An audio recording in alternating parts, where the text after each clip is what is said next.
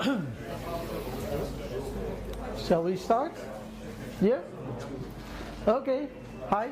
Hi all. I'm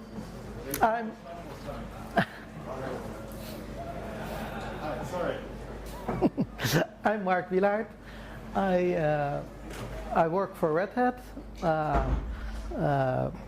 Among other things, I'm responsible for Valgrind in Fedora, RHEL, and Developer Toolkit. Developer Toolkit is new versions of developer tools for RHEL, because RHEL is stable, so sometimes you want newer versions of tools on it. So if anything is wrong with that, just bug me, or actually take a subscription to RHEL or use Fedora for free and bug me. So this talk came from a discussion we had on the glibc list. Started with the sanitizer developers who had some problems because glibc also does memory protection by fortification of C library functions, and then the sanitizers would either not see it or have to intercept different functions. And it is interesting that you now have different memory protectors that somewhat try to do the same thing on different levels. So glibc does fortification of C library functions on a very low level, and that's mainly what this talk will be about. Then the sanitizers, they compile in checks, and they are more dynamic. The fortification is mostly statically checking. And then of course you have Valgrind and memcheck who do whole program address space tracking.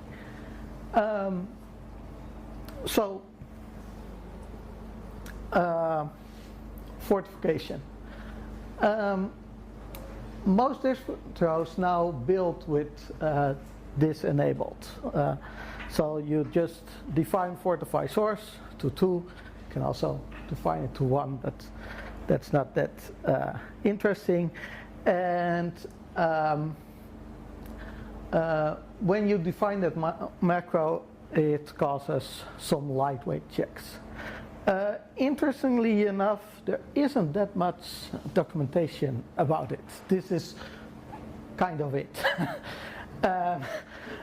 Which was surprising, so I hope by this talk I explain a bit more what it really does and why you actually should do it, and partly why it is somewhat vague is because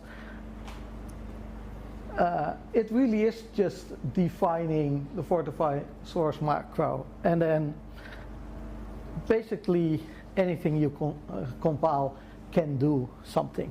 So it's what we see, it isn't actually just these memory operations, but in glibc it does a couple of other checks also.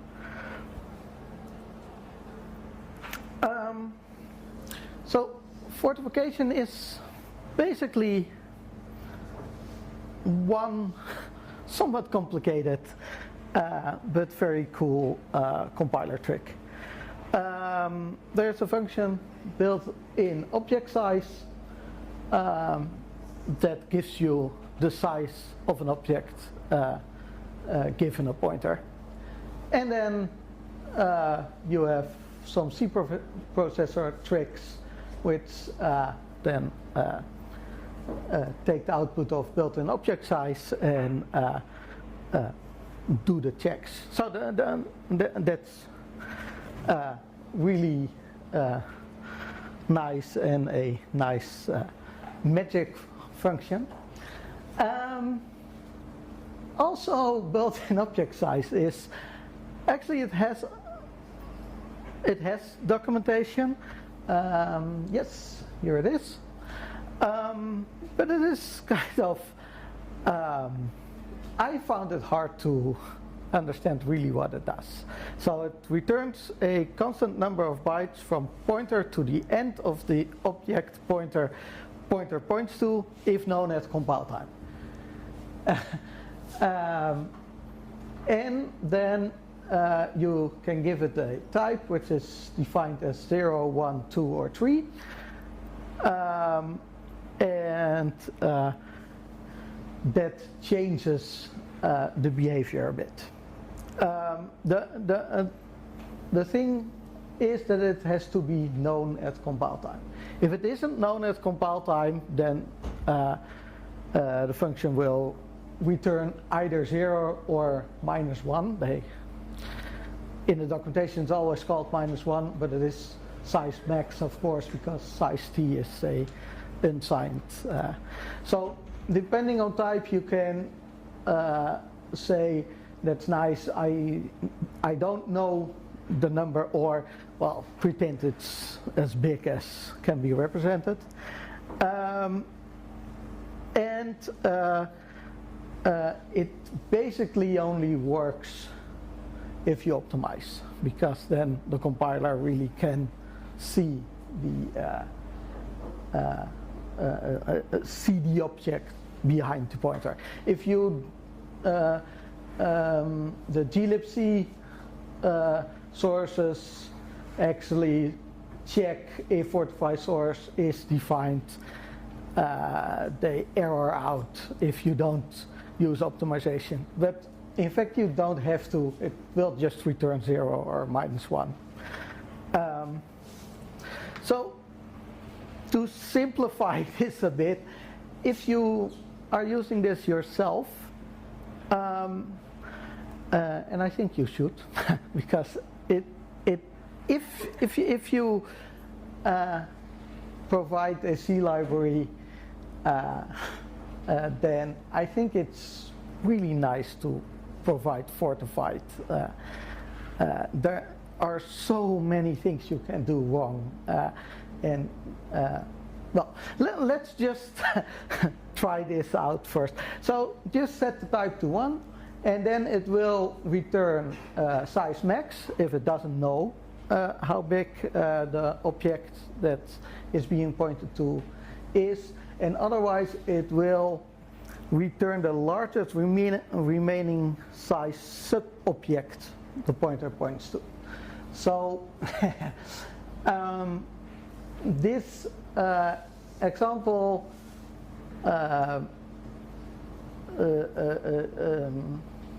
let's just you have p which just points there.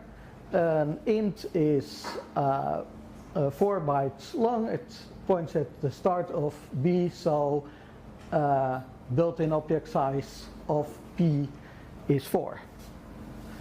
The same for q, which points just inside this arrow. The remaining size of the arrow is 9. And this is nice. It doesn't really know the object size, but it can give you, at least if you give it 1, the largest sub-object size that is still available. So that's 9 in this case.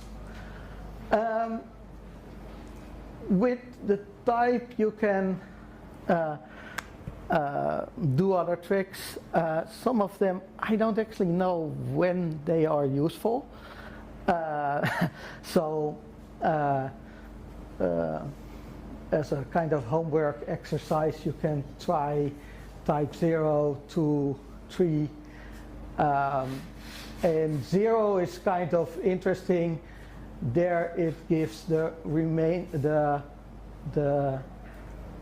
remaining type of the outer object that's in there that's sometimes useful. So R points to P or Q, and Q points 1 after the first, and the remaining structure is 24. Is there padding involved? Yeah, probably there's padding between here. So now it doesn't give the minimum but the maximum. I've seen this used in glibc if you have a read function, for example, that you give a buffer and they think, they probably know the whole structure layout and they want to fill it completely. The others give the minimum of the sub-object and the read the here what we always will use is you get the maximum of the subtypes that are being pointed to. So here is one example that's really nice and small and immediately shows why this is so useful and why I think everybody should edit. You have a checked version of get current working directory. You give it a buffer and you claim the size of the buffer.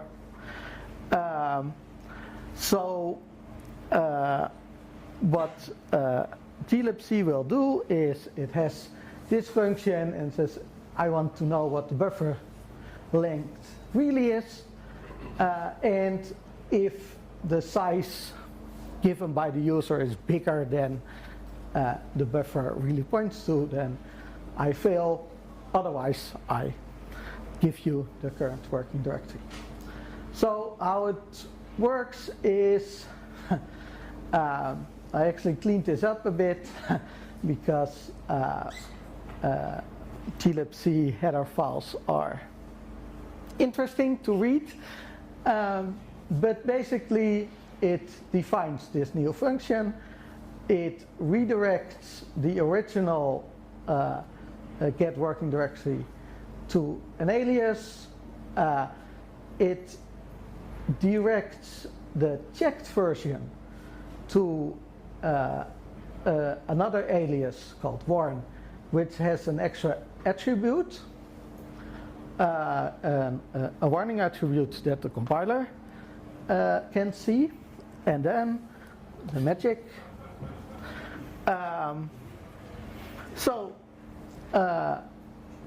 Your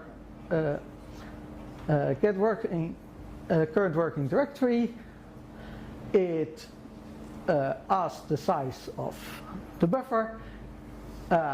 If it doesn't know the buffer, then okay, we just call the current working directory. If we do know the size and if we do know the buffer size and we know the size at compile time, it's actually a constant.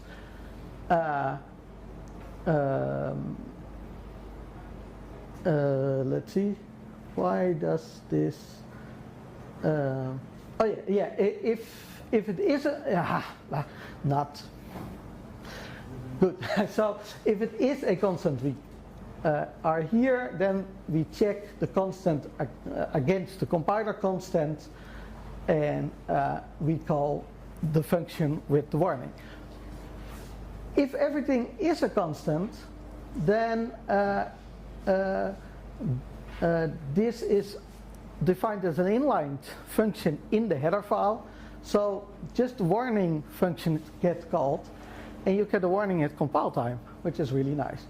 Otherwise, if we do know the buffer size, but the size given by the user isn't a constant, then we call the checking function.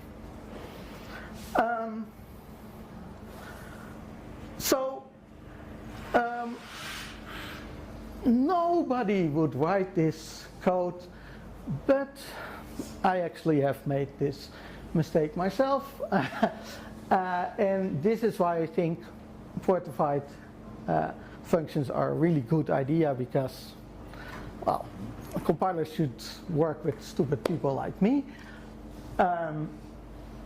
Here I thought I should give the maximum path to get working directory.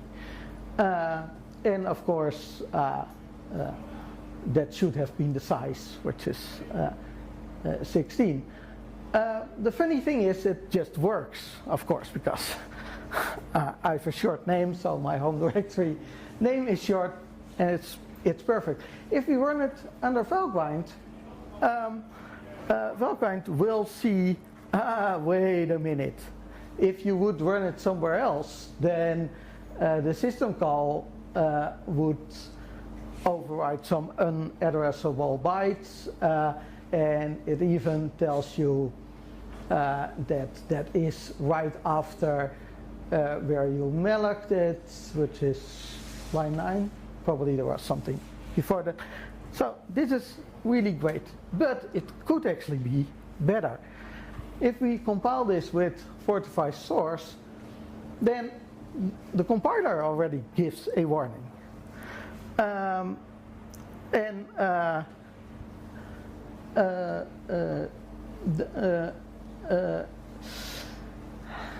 The warning message is somewhat confusing if you don't know which tricks are being used, which is kind of a bummer. I don't know if we could make the compiler smarter. Nice thing about this is that it doesn't need any smarts, it just needs a header file which is smart. But this is actually better than having to run it on a Valgrind.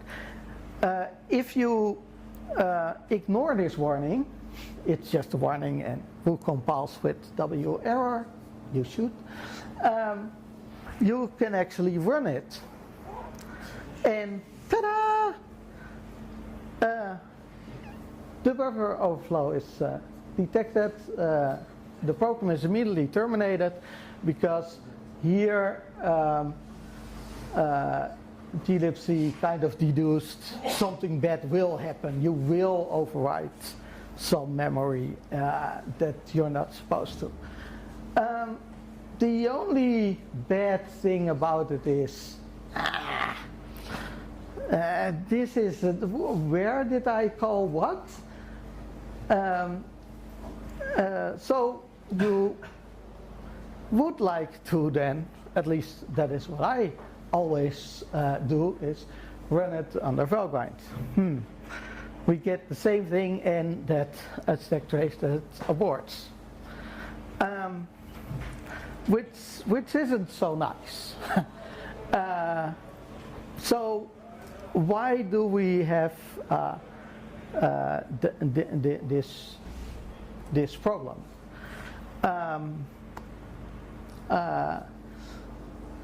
So the problems we see with it are it's not as good and expressive warnings, but on the other hand, it is much earlier.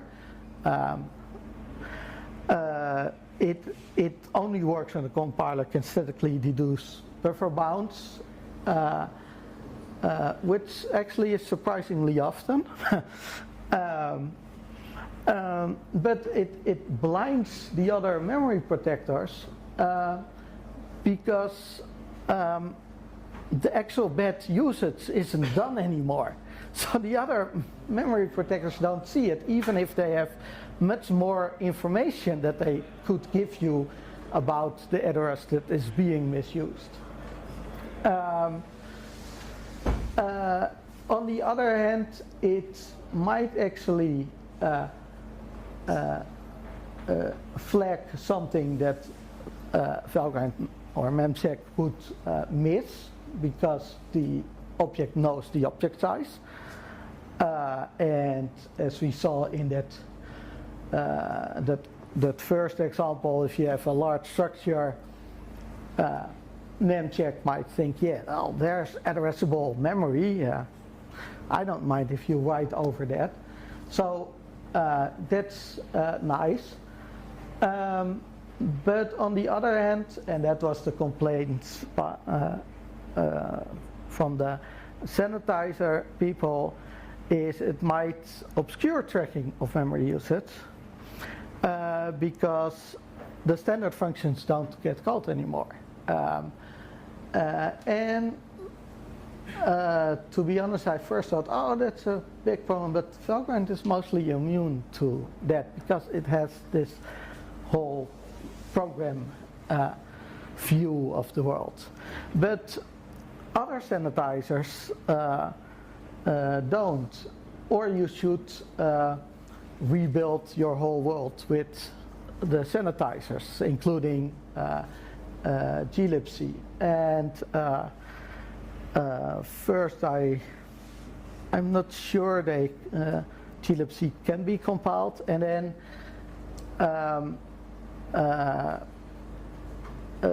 you wouldn't want to do that in production because it does really slow down your program, and worse, people have been doing it in production.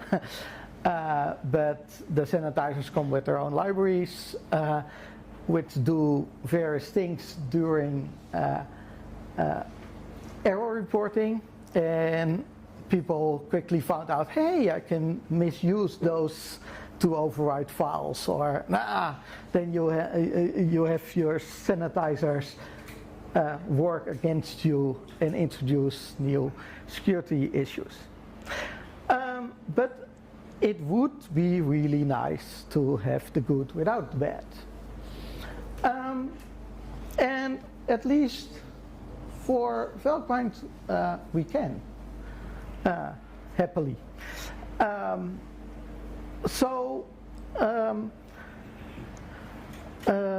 What should we do? First, we should make Valgrind aware of what the address was. So instead of just aborting, what checkfill kind of does, we provided the address that caused the problem. So that's basically a simple change in checkfill. We say, okay, something bad happened and it was there. And then we either overwrite checkfill or we annotate checkfill to make Valgrind aware of the issue. First, we make the memory non-accessible, or tell Valgrind we don't think that memory should be accessible, even if memcheck thinks it is. And then we ask it, is that memory accessible? Well, no. And then we fail like normal. And amazingly, that just works. And we even just get the original that address was allocated at that line. So this is really, really nice. Except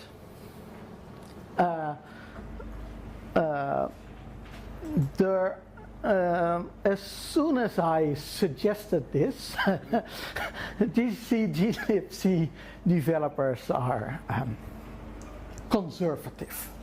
Let's call it that way. So that bloats the code. You have to pass an argument. You have to calculate the argument. Every instruction is one too many. So yeah, they kind of have a point. They really want this to be always on. So anything that might get people to turn it off, they don't want it. Then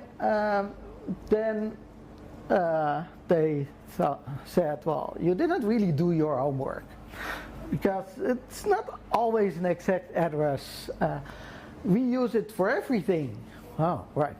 So for example, select takes file descriptor sets. which are really a byte set, a bit set of which. So if you try to put a file descriptor bigger than file descriptor maximum in there, they generate a check fail, which is correct because they would calculate a bit outside the file descriptor set, but right. And they are kind of right that you don't always know the exact address, or you have to calculate it because there could be multiple buffers. Anyway, and this is actually a good point. Valgrind could give even better messages hints. That is true because here you see that, well, it's an address of bytes found during client check request. Yeah, that's we could do better, and sometimes we do. So we already have some overrides for memmove check, and actually I believe it's only those 4 that we override, and then we do, for example, overlap checking on the buffers. And so yes, we could, but to be honest, most of them are really as simple as get current working directory, so there is not that much more than we can do. Wow, I'm going really fast. Yeah, okay. Yeah, I had one other slide that's not here, but so I'm slowing down and I'll try to do this one slide in 20 minutes. Sorry. So the issues is I haven't done most of the work. There are 75 check functions in glibc, and about 50 of them are like get current working directory. So instead of doing this presentation, I could have actually done that. The other 25 are somewhat more tricky. So if you have the SN printf family of checks, that actually sets a flag that gets checked by the normal printf code. So you can't really rewrite them completely as an override. And there is a problem that GCC gets smarter. Darn compiler. So GCC now has built-ins for this set of functions, and what glibc does is just, if fortify source is on, then we just alias string encopy to built-in string encopy check, and GCC inlines it all, and there isn't a function left anymore. It only has check fill that does get called.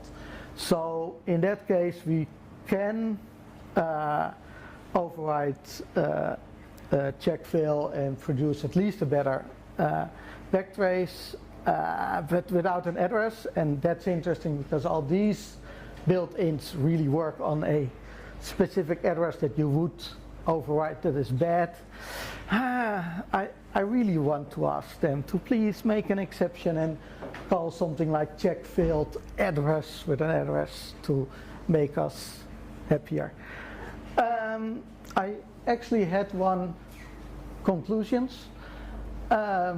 the conclusions were, if you have a C library, you maintain a C library, and it takes buffers and sizes separately, please think about adding fortification. It really is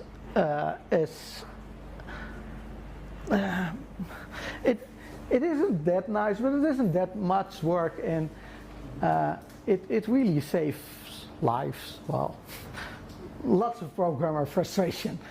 And if you do, please add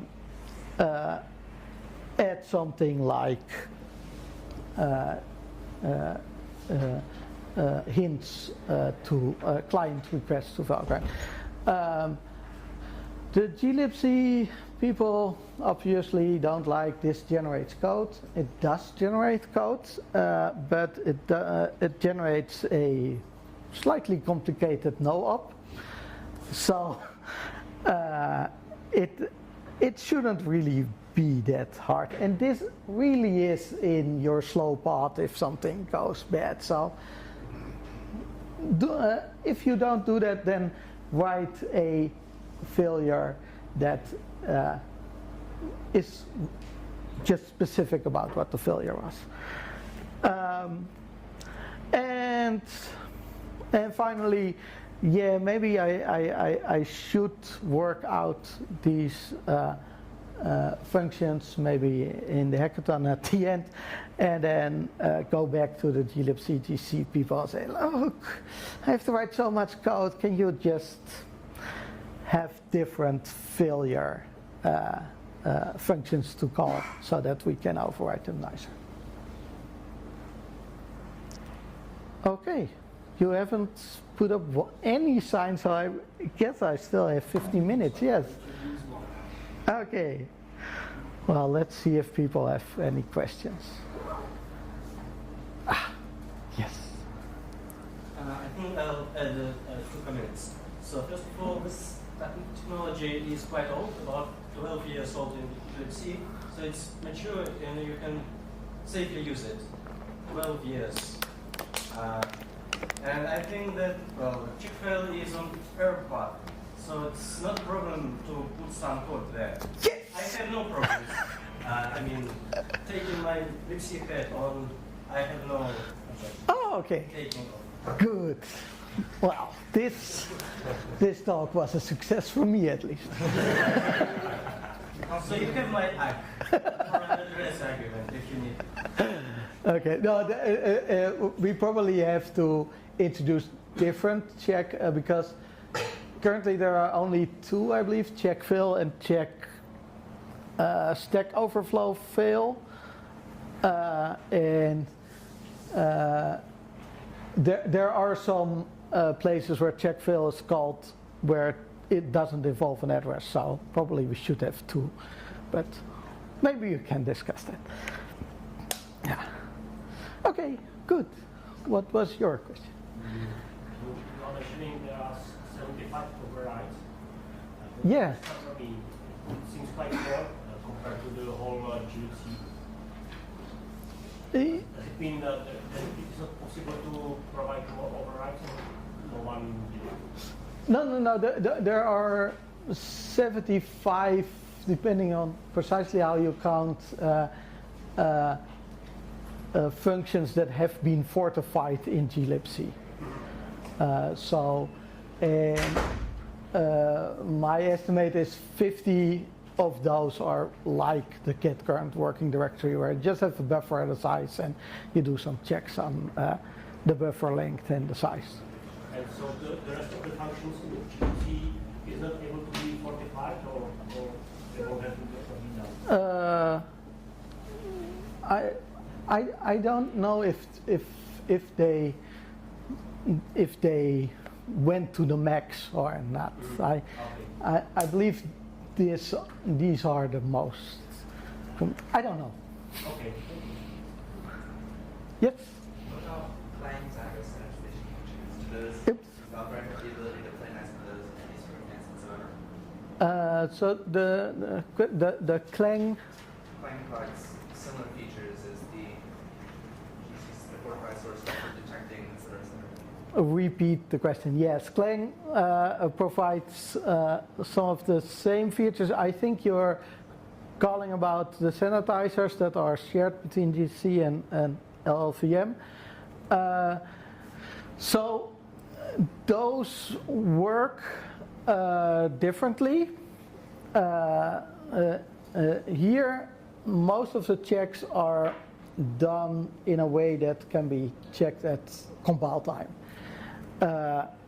And the sanitizers at runtime checks. So yes, you could, but I think what the sanitizers come with helper libraries that you link against, and what we could maybe do with Valgrind is have our own implementation of those helper libraries. I know Julian actually implemented for Upsen support to have Valgrind itself be Upsen checked. Yeah. So it was so easy that Julian doesn't even remember. The memory checkers are not as simple as the undefined behavior sanity analyzer, but I think it could be done. But we have to see. I think it wouldn't be that hard because LLVM and GC share them, so there must at least be some documentation on them. So maybe it can be done, yes. Yes? Valgrind observes check more precise observes the malloc code, but at the end Valgrind knows it has been allocated, it doesn't know the type which is behind this malloc memory. No. Valgrind also can read the debugging form which describes types. That's used a lot from XP SG check. What do you think about an idea to modify the compiler to tell to tools like Valgrind that this malloc call is allocating this type so that the type could be remembered by tools like memcheck and then could be used to do better diagnostics?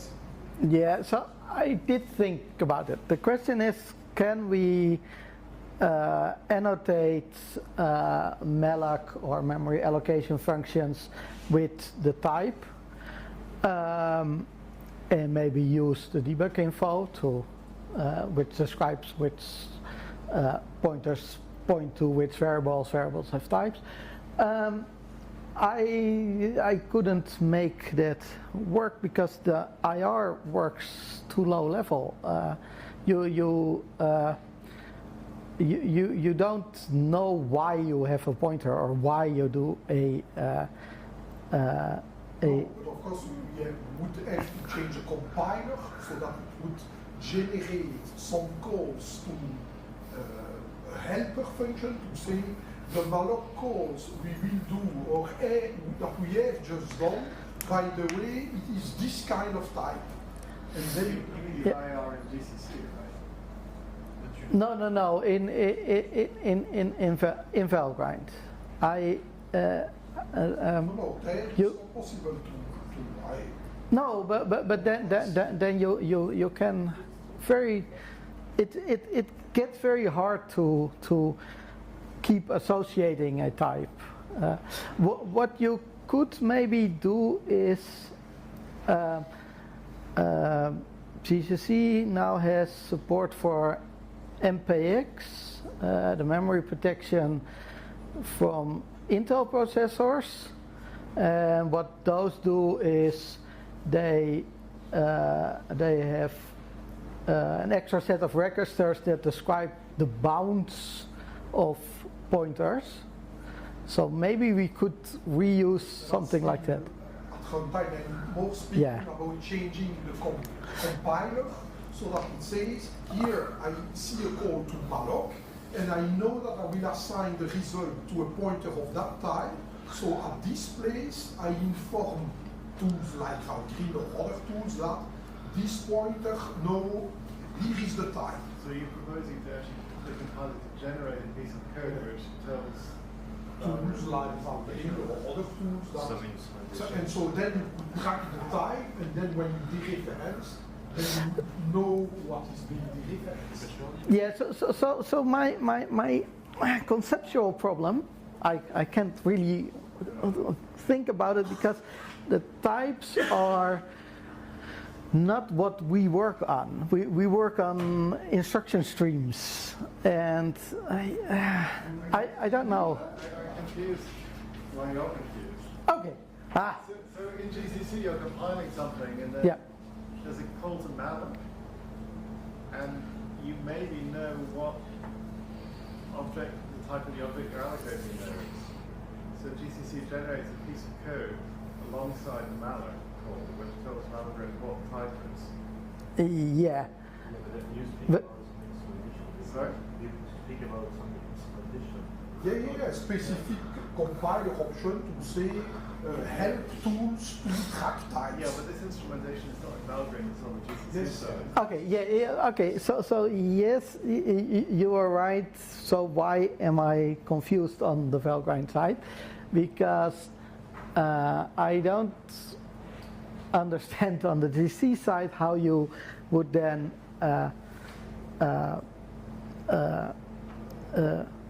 pass on that type, because they You store this instrumentation in some separate segment, like, well, the debug information is stored or something. Yes. And, well, when you load binary, you load some additional segments a lot with use some tools like Valgrind. And, well, in a way, you load more information, you can add this information to it or give it, so annotate just. How you annotate, well, is line of source code, you can annotate with type information. I don't think the compiler is the right approach, because depending on your language, if you want to do ASM, you do not have types. The type is just a point of view from your language. But what you could do is doing some static analysis to detect memory patterns, memory access patterns, and then you can detect inconsistencies there. For example, so the ESG checking functions, that is reach some limits relatively quickly. It depends how you do that.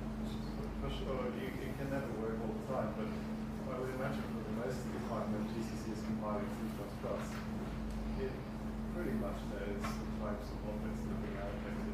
Yeah. You know, if you're calling malloc from a constructor for a class, then you know. So maybe it is more like what I said for the MPX extensions, because there what they did was output instructions that set up bounds for every pointer based on the object sizes, and then you have it in the instruction stream, and that would be easier for Valgrind to see. And I also think abusing or using the sanitizer libraries might be an easier way. Okay. Yeah? Did we?